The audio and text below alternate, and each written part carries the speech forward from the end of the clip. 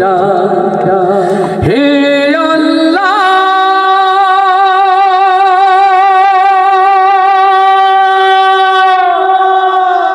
তুমি কি শোনো না নিপীড়িত জনতার কান্না, রক্তে না হয় ভাষাও তুমি জনপদ, তবু বাংলার আকাশে ওড়াও কালেমার ঝান্ডা। আল্লাহর এই জমিনে আল্লাহর দ্বীন কায়েম হোক। ওই সুনীল আসমান জুড়ে কালেমার পতাকা পথ করে উড়বো। এই জমিনের দ্বীন কায়েমের জন্য, আল্লাহর এই জমিনে কোরআনের রাজ প্রতিষ্ঠার জন্য বাকি জিন্দেগি কোরআনের পথে চলতে চাই। কারা কারা সেই হাতগুলো দেখতে চায়? লিল্লাহি তাকবীর, তাকবীর, তাকবীর। ভাইয়া হাইটা একটু কমিয়ে, রিভাবটা একটু কমিয়ে রাখো। কষ্ট হচ্ছে না তো? কষ্ট হচ্ছে না তো? কষ্ট হচ্ছে না তো? যে দুনিয়ার জন্য ভুলেছেন। দিলের টাইমিংটা বেড়ে গেছে বাবা, একটু কন্ট্রোলে রাখেন। ফিক্স রেখে দিয়েছিলাম না? জি আলহামদুলিল্লাহ। বলেন। মনিটরগুলো লেভেলটা হাইটা একটু কমিয়ে রাখো, ফেটে ফেটে যাচ্ছে আর শীষ দিচ্ছে। ও আমি তো সেই সঠিক। যে দুনিয়ার জন্য ভুলেছেন আল্লাহর পথ, কোরআনের পথ। এই সালতানাত ক্ষমতার এই বাদশাহী যে চিরস্থায়ী নয়। আসুন আসুন সুরে সুরে সেই কথাগুলো দিয়ে শুরু করছি আজকের আয়োজন। আল্লাহ তাআলা আমাদের এই কথা বলাকে যেন ইবাদত হিসাবে লিখে রাখেন, বলি আমিন। ভাইয়া হাইটা একটু কমায় রাখো, মনিটরে হাইটা একটু কমিয়ে রাখো। আজকে মরলে কালকে দুই দিন, পরের দিন কেউ কাঁদবে না। যাদের জন্য করলা কামাই মরলে তারা চিনবে না। থাকতে সময় করো আমল, ঈমান করো খাঁটি। শেষ ঠিকানা তোমার আমার 3.5 হাত মাটি। আসতে না জোরে মারহাবা। আজকে মরলে কালকে দুই দিন, পরের দিন কেউ কাঁদবে না। আজকে মরলে কালকে দুই দিন, পরের দিন কেউ কাঁদবে না। যাদের জন্য করলা কামাই মরলে তারা চিনবে না। থাকতে সময় করো আমল, ঈমান করো খাঁটি। শেষ ঠিকানা তোমার আমার 3.5 হাত মাটি। ভাইরে শেষ ঠিকানা তোমার আমার 3.5 হাত মাটি। কত কষ্ট কইরা তুমি করলা সাধের বাড়ি, সেই বাড়িতে ঠাই হবে না, যাইতে হবে ছাড়ি। কত কষ্ট কইরা তুমি করলা সাধের বাড়ি, সেই বাড়িতে ঠাই হবে না, যাইতে হবে ছাড়ি।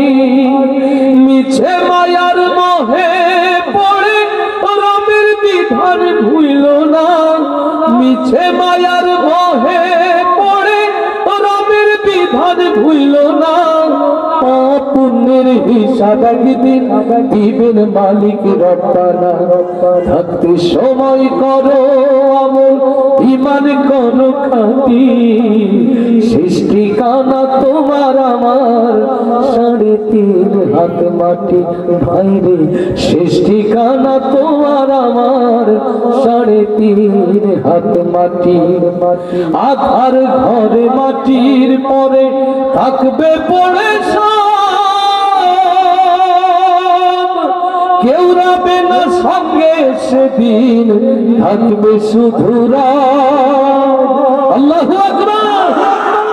আধার ঘরে মাটির পরে থাকবে পড়ে সব, কেউ রবে না সঙ্গে তোমার, থাকবে সেদিন মিছে মায়ার মোহে পড়ে বিধান ভুইল না, মিছে মায়ার মোহে পড়ে আল কোরআনকে ভুইল না। পাপ পুণ্যের বিচার একদিন করবে মালিক রব্বানা। থাকতে সময় করো আমল, ঈমান করো খাঁটি, শেষ ঠিকানা তোমার আমার 3.5 হাত মাটি ভাইরে। শেষ ঠিকানা তোমার আমার 3.5 হাত মাটি। আজকে মরলে কালকে 2 দিন, পরের দিন কেউ কাঁদবে না। আজকে মরলে কালকে 2 দিন, পরের দিন কেউ কাঁদবে না। যাদের জন্য করলা কামাই, মরলে তারা চিনবে না। থাকতে সময় করো আমল, ঈমান করো খাঁটি, শেষ ঠিকানা তোমার আমার 3.5 হাত মাটি ভাইরে। শেষ ঠিকানা তোমার আমার 3.5 হাত মাটি। যারা অনেক ব্যস্ত লোক তারা মঞ্চে থাকবেন না, মঞ্চে থেকে নড়াচড়া করলে সবার দৃষ্টিটা সেদিকে যায়। এই জন্য যাদের ব্যস্ততা শৃঙ্খলা নিয়ন্ত্রণের দায়িত্ব, ওরা দয়া করে নিচে বসবেন, তাহলে সহজ হবে প্রোগ্রামটা কন্ট্রোল করতে। বলে এখানে বসে কন্ট্রোল করলে টোটাল অডিয়েন্স কন্ট্রোল হয়ে যায়, দৃষ্টি কঠোর হয়ে যায়। প্রোগ্রাম তো রেকর্ড হচ্ছে, ঠিক না? কষ্ট দিলাম না তো? আলহামদুলিল্লাহ। আল্লাহু আকবার, আল্লাহু আকবার, আল্লাহু আকবার,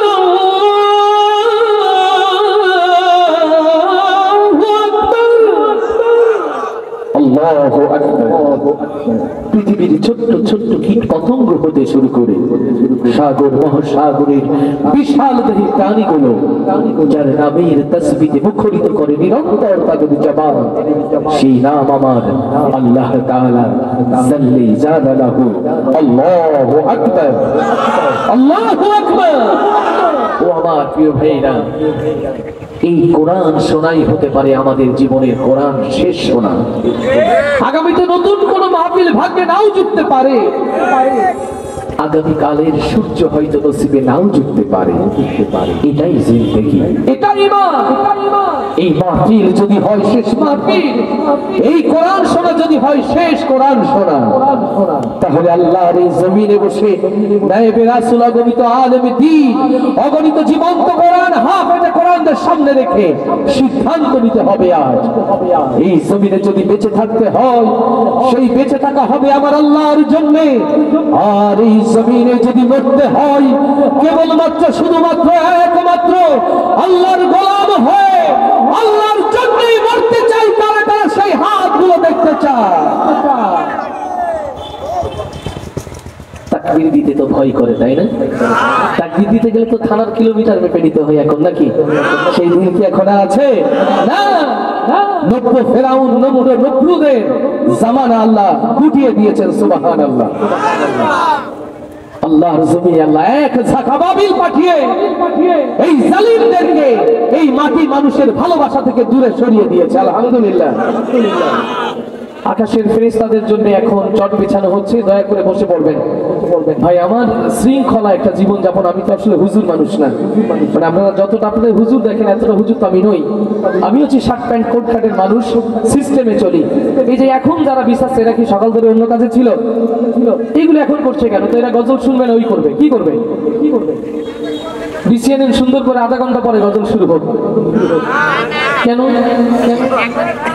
এই যে এদিকে চটগুলো এখনো ফাঁকা, এইদিকে ফাঁকা, আপনারা ওর পেছনে স্কুলের মাঠে ফুটবল মাঠে বেঁচিয়ে রাখছে। এইগুলো পূর্ণ হোক। যারা দেরি করেছে তারা দাঁড়িয়ে থাক। আমার স্বেচ্ছাসেবক প্রিয় ভাইরা, অনেক ভালোবাসা আপনাদের জন্য। শৃঙ্খলা ঠিক করতে যে বিশৃঙ্খলা তৈরি করছেন মনে হয় আমার।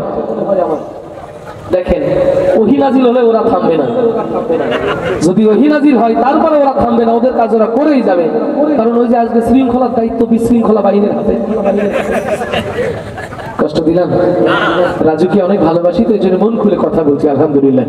সকলকে বসার জন্য অনুরোধ করছি। আমি বলেছি স্বেচ্ছাসেবক সহ কোরআনের মাহফিলের শৃঙ্খলার দায়িত্ব আরশের ফেরেশতারাই থাকে। বরং মানুষের হাতে এই শৃঙ্খলা দিলেই বিশৃঙ্খলা তৈরি হয়। কেউ বাঁশি দেবে, কেউ লাঠি পিটা করবে। আরে লাঠি পিটা করে কাউকে কোরআনে বসানো যায় নাকি? যাদের কোরআনের মহব্বত রয়েছে ওরা বসে পড়বে ইনশাআল্লাহ।